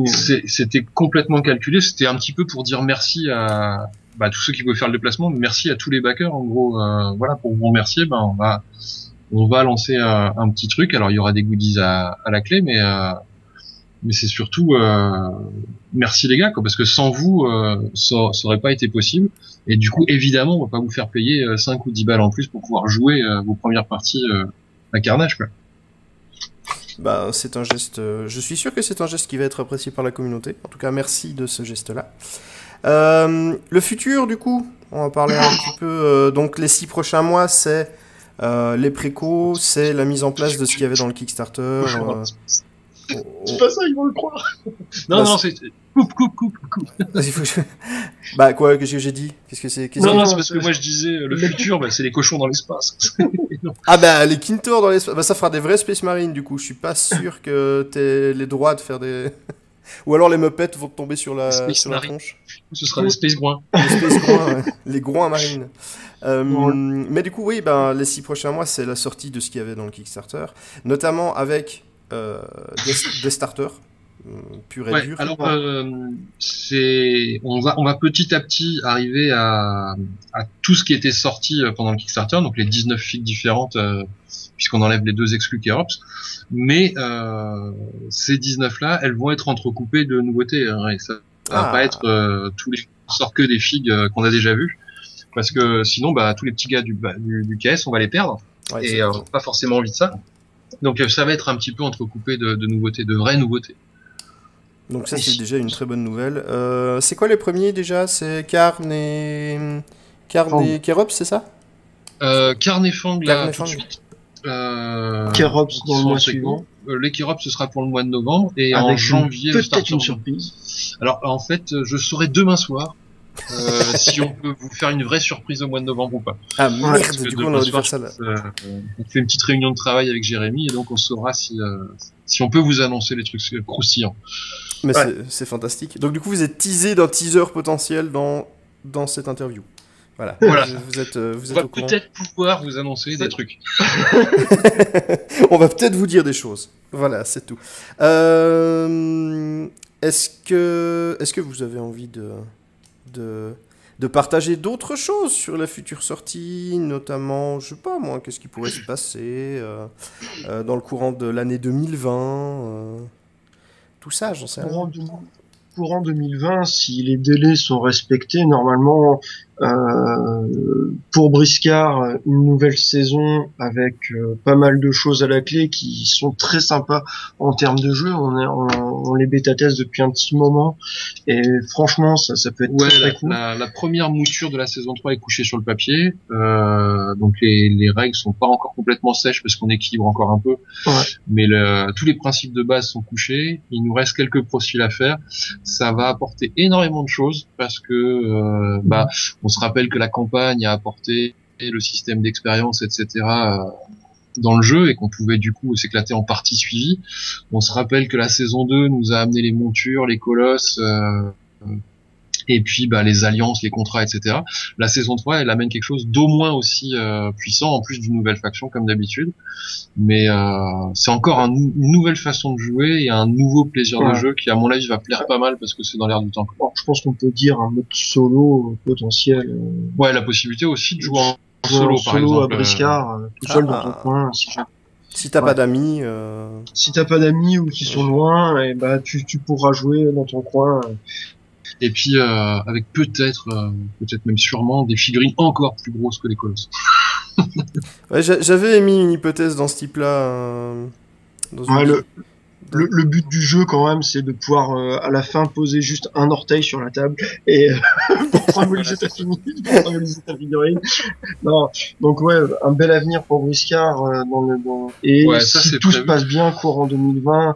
Pour Carnage, aussi fin d'année, comme disait. Alors on n'annonce pas de date exacte parce que vous commencez à nous connaître maintenant. On n'aime pas du tout s'avancer et puis pas réussir à promettre, enfin pas réussir à tenir nos engagements en tout cas. Et donc on va essayer. C'est sûr que ce sera l'année prochaine pour la saison 3. On va essayer de pas prendre de retard sur le planning, mais je vous promets que vous allez vous éclater parce que nous, dans les tests, là, on se marre bien. Il y a d'autres sensations par rapport à celles qu'on connaît déjà dans Briscard. Et c'est vraiment hyper intéressant. C'est une nouvelle façon de jouer, en fait, en gardant les mêmes figurines. Eh ben, j'ai bien hâte de voir tout ça quand même. Hein. C'est malin. Maintenant, je vais encore cogiter pendant 3 plombes et me dire qu'est-ce qu'ils font. J'ai un certain nombre de mentions déjà à décerner. Déjà, je pense que avec Carnage, vous acquérez la mention de la figurine la plus merdique à monter. C'est le marqueur d'objectif Kerops.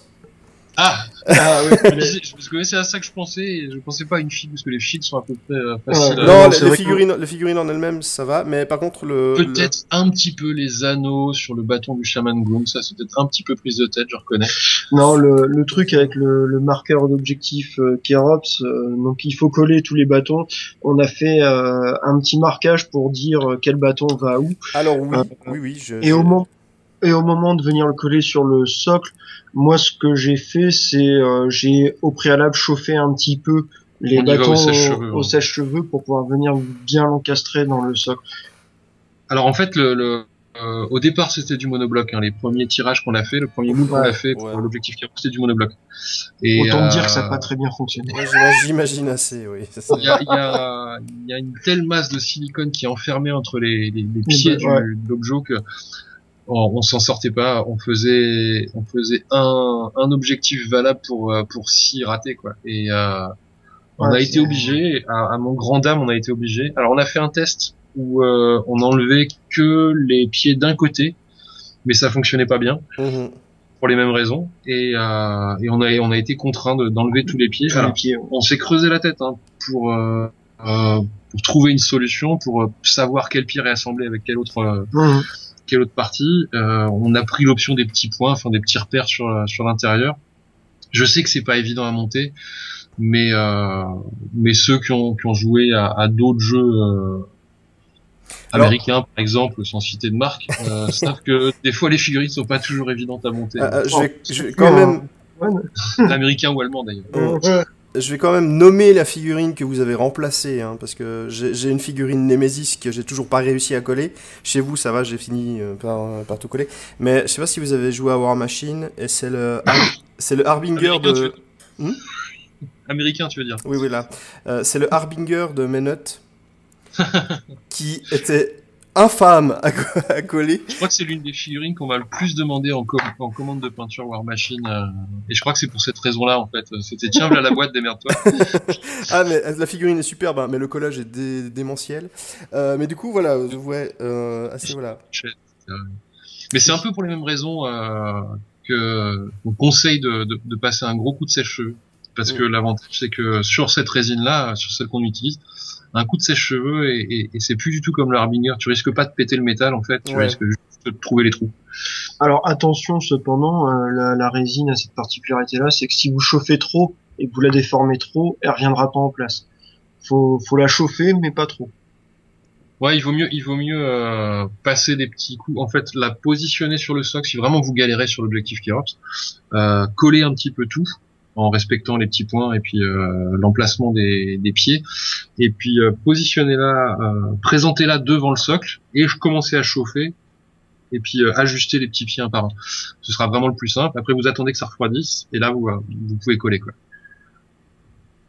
Bah voilà, moi du coup j'ai collé à ma sauce, mais ça va, ça tient, donc c'est bon. Après, si tu colles de manière un peu brutale, rien ne t'empêche de venir remettre un peu de sable par-dessus en mettant un voile de super glue et en balançant du sable dessus pour cacher les interstices qui sont. Oui, je pense que ce sera fait à ce moment-là. Je me suis rendu compte d'un truc quand j'ai parlé quand j'ai fait la vidéo la semaine passée, c'est que j'avais pas parlé de votre tapis. De la map, qui est, ma foi, de très grande qualité, et vraiment une map intéressante pour le jeu, parce que d'un côté vous avez le village et de l'autre côté vous avez mis votre table de jeu, celle avec le squelette de mammouth, d'éléphant. Le sanctuaire et le village Goon. Ouais, les deux sont nos tables de démonstration. D'accord, ok, j'avais pas vu le village Goon, donc je ne savais pas. Mais en tout cas... Tu verras ça dans 15 jours. Ouais, c'est ça. Mais en tout cas, vraiment un tapis de grande qualité. Est-ce que vous allez le commercialiser à côté ou pas du tout? C'est pas prévu pour l'instant parce que toujours pour les mêmes raisons, hein, on reste une petite structure et on n'a rien à cacher. On reste une petite structure et ça immobilise énormément de trésors pour avoir des prix raisonnables parce qu'il faut en commander du coup beaucoup. Le KS c'était une bonne excuse pour avoir un certain nombre de tapis précommandés et donc du coup pouvoir faire ce genre d'opération. C'est pareil, c'est comme les dés de faction, si le jeu se lance bien, si les boutiques nous suivent, enfin si la trésor suit, hein, du coup on va pouvoir faire des trucs un petit peu plus ambitieux comme ça, les dés, le tapis, ce genre de choses.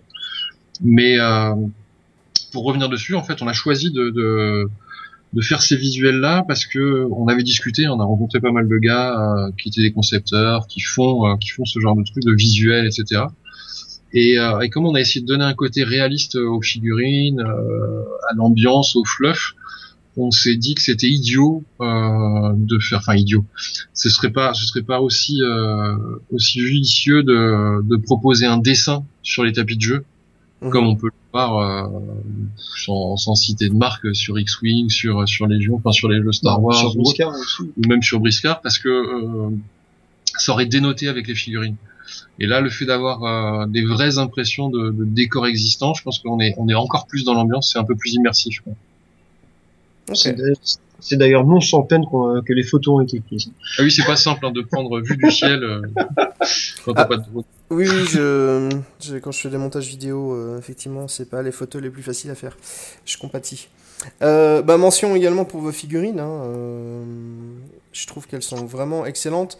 Il y a une possibilité de conversion qui est vraiment qui est voulue avec les équipements, vous l'avez dit, mais qui est vraiment assez simple. Je me suis permis de copier, je ne sais plus qui avait mis sur le Facebook, les deux guerriers Goon, les deux champions tribal, pardon. Ils avaient inversé le bouclier et une des lances.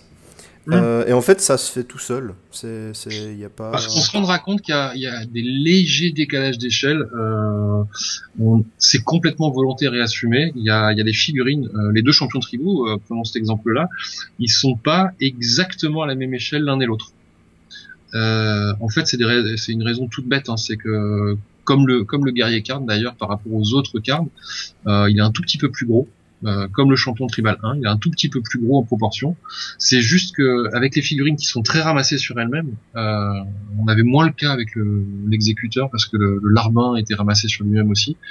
Mais avec le guerrier et le champion tribal, en fait, ils étaient très ramassés, ils regardaient vers le bas, et du coup, en les imprimant à la même échelle, on s'est rendu compte qu'ils paraissaient très petits.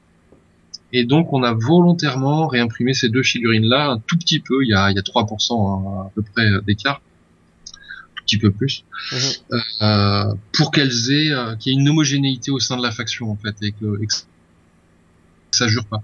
Donc, effectivement, si vous changez les bras du champion tribal, enfin, des deux champions tribaux, vous vous rendrez compte qu'il y a un biceps un tout petit peu plus fin que l'autre. Mais franchement, ça choque pas l'œil du tout. C'est pas grave, il est juste droitier. C'est pas un problème. C'est ça, c'est un Raphaël Nadal Gun. Ouais. C'est un Sanasok, tu veux dire?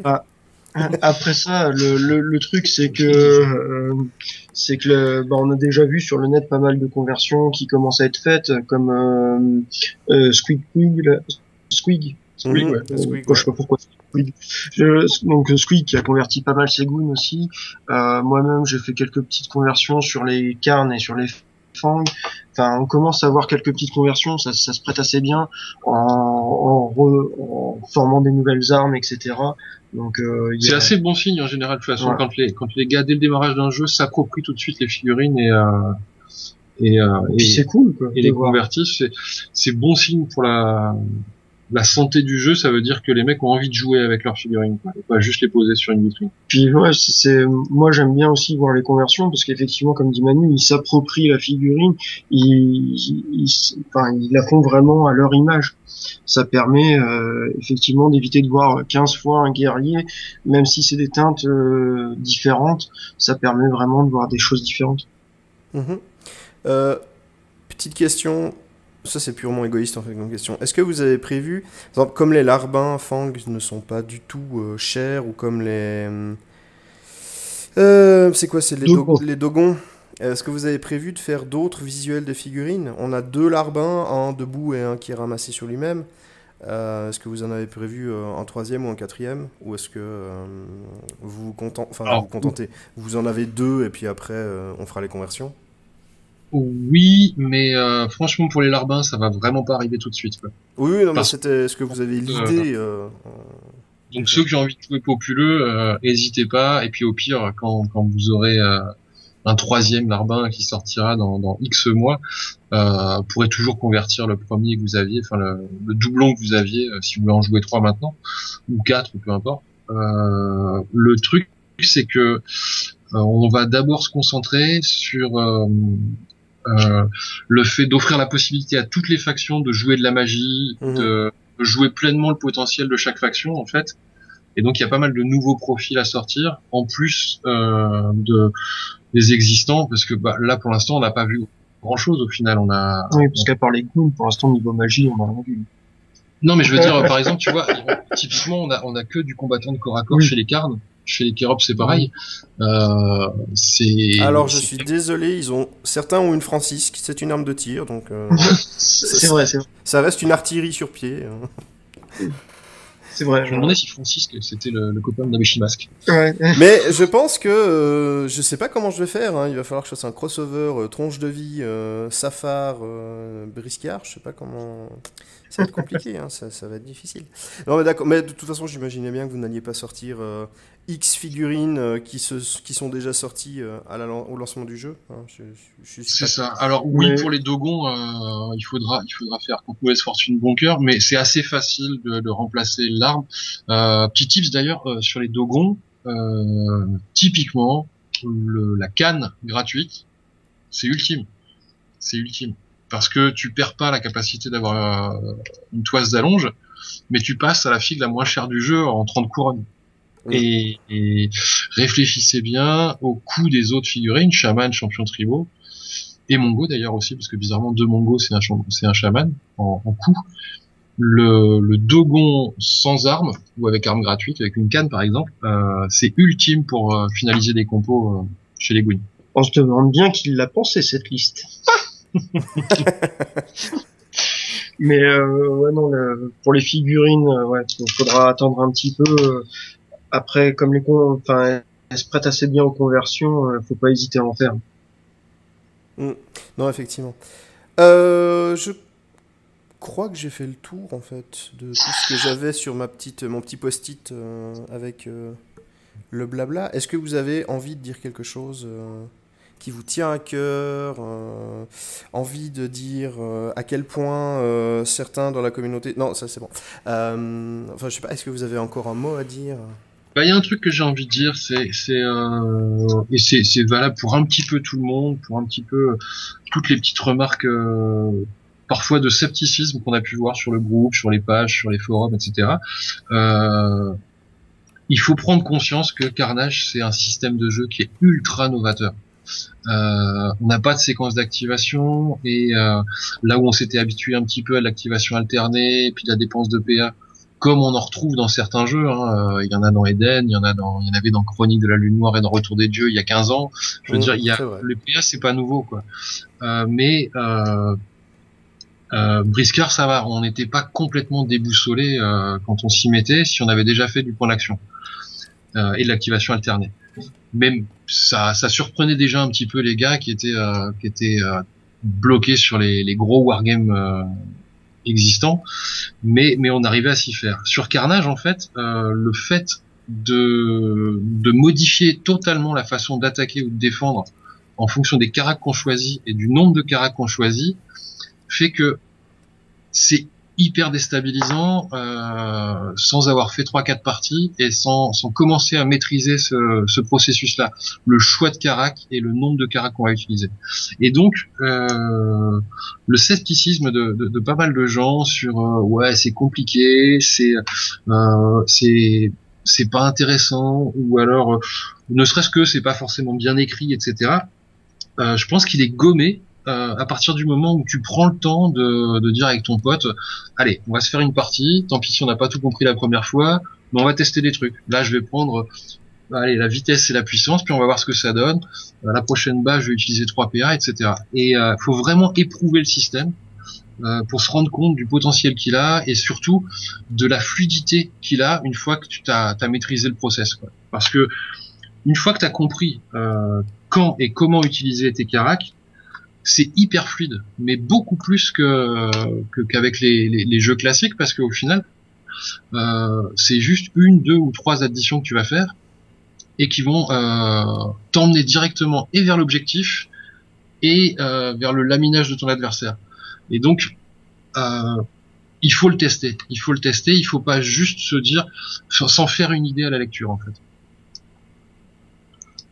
Donc j'invite fortement tout le monde à faire des parties et puis à revenir, hein, si bien sûr il y a des choses qui sont pas comprises, s'il y a des trucs, n'hésitez pas à nous poser des questions sur le forum par exemple, mais faut vraiment éprouver le jeu et le système de règles, comprendre pourquoi utiliser la vitesse plutôt que l'agilité à certains moments, la puissance, pourquoi c'est pas si fort que ça de faire des dégâts en plus systématiquement. Enfin voilà, il faut vraiment tester ça. Eh ben, je pense que le message est passé. Enfin, j'espère en tout cas que les gens vont tester le jeu. Et puis viendez nous voir en salon, parce que forcément on se fera un plaisir de vous montrer tout ça et de vous montrer que rajouter plus de dégâts systématiquement en utilisant 2 fois P, c'est pas la meilleure des solutions, et enfin pas tout le temps en tout cas, parce que des fois c'est très utile quand même. Je vois encore la démo qu'on a fait le week-end dernier, et il y a un des joueurs qui pouvait gagner en faisant 2 attaques à 2 points d'action, mais il a préféré faire une baffe à 3 points d'action, et du coup il a pu arracher que l'égalité en faisant ce choix-là, en faisant entre guillemets le mauvais choix au mauvais moment. Ouais, ça jouait vraiment pas à grand chose en fait, mais il fallait se dire qu'est-ce que je peux faire avec les 6 PA qui me restent. Et il s'est dit, je vais faire, parce que il avait compris que l'agilité offrait l'attaque gratuite. Il s'est dit, je vais faire une attaque à 3 PA, comme ça j'aurai 2 petites attaques derrière. Et au final, son adversaire s'est retrouvé avec 1 point de vie, et il avait plus assez de PA pour identifier le truc. Alors qu'avec 2 attaques à 2 PA, il aurait massacré son adversaire, et il lui restait les 2 PA qu'il lui fallait pour identifier l'objet. Donc en fait, c'est un jeu, en fait, qui prend un peu à contre-pied, parce qu'il faut réfléchir un peu plus que juste la baffe suivante. Faut réfléchir à 2, 3 actions d'avance, voire en tout cas, des fois, ça activation. change vraiment la donne, quoi.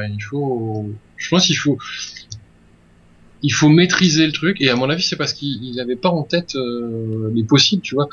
C'est au bout de 4-5 parties que tu visualises tout ce que tu peux faire au moment où tu dois jouer, quoi. Tout à fait. Donc faut vraiment jouer, je pense, pour s'en rendre compte. Et après, une fois que tu maîtrises, tu prends ton pied à mort, hein, parce que tu te rends compte qu'il y a tellement de possibles que tu peux sans arrêt couillonner l'adversaire. Enfin, t'as l'impression d'être à une table de poker, quoi. Moi, j'adore ça.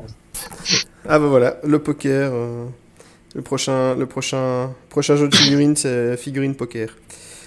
Voilà. Ouais, ça va. Merci beaucoup pour avoir répondu à toutes ces questions, avoir partagé votre expérience aussi de votre côté. Je pense que c'est intéressant pour beaucoup de gens de ne pas juste avoir sa version du consommateur et d'avoir aussi la version du créateur. Enfin, en tout cas, moi, j'ai beaucoup apprécié de partager cette interview avec vous. Est-ce que vous avez un mot de la fin? Est-ce que vous avez quelque chose à dire? N'importe quoi. Une blague bête ou je sais pas quoi, n'importe. Attends, je te fais une blague bête après si tu veux, mais je rajoute juste un truc encore, parce que je pense à un autre point qui avait été soulevé un petit peu sur les réseaux. Il y en a certains qui ont la crainte, alors c'est marrant parce que c'est tout l'un ou tout l'autre, mais il y en a certains qui ont la crainte que ce soit un jeu hyper dédié tournoi, très axé compétitif, etc. C'est vrai. Et il se trouve que le jeu au départ il a été pensé comme Briscard pour jouer, pour s'amuser et prendre du plaisir à pousser les figurines, parce que c'est vraiment le but de TGCM à la base, c'est de créer des figurines et des jeux autour pour qu'on s'amuse avec nos petits pitous. Et malgré tout on se rend compte après 6 ans de Briscard que si jamais il n'y a pas un peu de jeu organisé autour du jeu, le jeu va mourir tranquillement dans son coin, parce que c'est possible avec un jeu de société, avec un jeu de plateau. C'est pas faisable avec un jeu de figurines de se priver du côté compétitif. Et donc, on a essayé de faire un jeu qui répondait aux deux facettes du hobby, quoi. Où on a le plaisir de poser et de faire sa compo et de la poser sur la table et de la jouer avec son pote, et celui où il est possible de se pointer en tournoi et d'avoir une vraie gestion, une vraie stratégie pour ceux qui ont envie de finir sur le podium. Mais du coup, il faut surtout pas que ça effraie ceux qui aiment pas les tournois, et il faut surtout pas que ceux qui feront des tournois se disent bah du coup c'est un jeu dilettante où je pourrais jouer en casual. En fait, les deux sont vraiment possibles à Carnage. Ça dépend comment on l'envisage, et ça dépend si on veut vraiment faire de la liste opti en changeant les équipements, en pensant à la couronne près, ou alors si on prend juste le starter, si on prend juste chacun un starter et puis qu'on joue, quoi. Par contre, moi je rajouterais sur ce que a dit Manu, avant de chercher à optimiser les listes, essayer de comprendre le pourquoi ça a été écrit, pourquoi certains équipements ont été créés, le pourquoi du profil. Avant de chercher à optimiser, et du coup de faire des choses qui sont pas légales et qui sont complètement aberrantes dès que vous posez la question, parce que vous avez pas lu ni compris ce qui était écrit. Complètement. C'est hyper important. Alors on a fait on a essayé de faire mieux déjà que dans le bouquin de Briscard, dans les règles de Briscard, en essayant de vulgariser encore un peu plus et d'utiliser des phrases avec une construction peut-être un peu plus simple pour que les règles soient plus claires, parce qu'effectivement c'est un peu plus dense et un petit peu plus velu que Briscard, mais il n'y a pas d'interprétation à avoir en fait. Si à un moment donné c'est comme ça, si une règle dit faites ci et pas ça, il n'y a pas de raison pour qu'une carte vienne entraver ou vienne contredire cette règle-là, sauf si c'est écrit. Donc typiquement, je pense à l'exemple où quelqu'un nous demandait si Tarsac c'était 180 sans armes. Ben oui, c'est 180 sans armes puisque c'est marqué 180 sur sa carte, et que sur ses épées c'est marqué 30. Donc il faut pas se poser ce genre de questions, il faut pas se demander si on peut faire une attaque à un PA avec la clé mort. Il faut se demander, il faut lire dans le bon sens en disant voilà, si j'utilise l'agilité, j'ai une attaque à un PA. Par contre, j'ai pas le droit de la faire avec une clé mort, donc je pourrais juste mettre un coup de boule avec ma clé mort en attaque gratuite. Il faut les lire dans le bon sens et dans l'ordre. Et après, du coup, les règles deviennent assez fluides. Je pense. Le seul petit truc, et là je m'en excuse grandement, on s'en est pas rendu compte du tout, même après 15 relectures, et il n'y a pas qu'Elodie qui a relu, on a tous été fautifs là-dessus. On a oublié de dire qu'effectivement on était engagé au corps à corps. Enfin, on a dit qu'on était engagé au corps à corps, mais du coup on n'a pas précisé que en étant engagé au corps à corps, on pouvait bouger librement. Et donc quitter la zone de contrôle de la personne avec laquelle on était engagé.